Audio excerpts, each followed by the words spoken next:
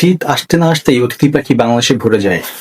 ঠিক এই সময় ঝিনাইদহতে শৈলকুপা থানার আশুরহাট গ্রামে লক্ষ লক্ষ অতিথি পাখি। আর এই অতিথি পাখি বাংলাদেশের সব জেলাতে আসলেও এই ঝিনাইদহের এই আশুরহাট গ্রামে আসার পরে এরা এখানে ডিম পাড়ে এবং এখানে তারা বাচ্চা ফোটায়, বাচ্চা তোলে।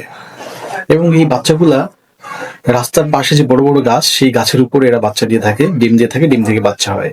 এই বাচ্চাগুলো অনেক সময় নিচে পড়ে যায়, পড়ে গেলে বাচ্চাগুলো মারা যায় এবং গুই সাপ এই ধরনের প্রাণী বাচ্চাগুলোকে খেয়ে ফেলে। তো স্থানীয়দের মনের ভিতরে একটা জিনিস প্রশ্ন আসলো যে বাচ্চাগুলো আমাদের এখানে অতিথি, এদেরকে কি রক্ষণাবেক্ষণ করা যায়। তাই কিছু লোক, মহৎ লোক বলবো, মহৎ মানুষ, তারা নিজ উদ্যোগে এবং নিজ অর্থায়নে এরা রাস্তার উপর দিয়ে জাল বিছাই দিত। ঠিক রাস্তার উপর দিয়ে, যাতে মানুষের হাঁটা চলাফেরা কোনো কষ্ট না হয় বা সমস্যা না হয়।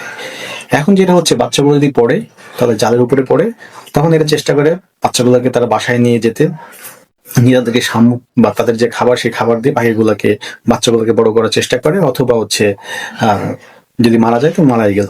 এইভাবে কিন্তু অনেক বাচ্চা তারা বাচ্চার জীবন বাঁচাইতে পারছে এই নিজ উদ্যোগে এই কাজটা করে। এরা অনেক প্রশংসা পেয়েছে এবং দেশের বাইরেও এদেরকে নিয়ে নিউজ হচ্ছে। তা আমাদেরও ভালো লাগলো, তারা আসলে যারা এই কাজটা করছে তারা বাংলাদেশের অহংকার।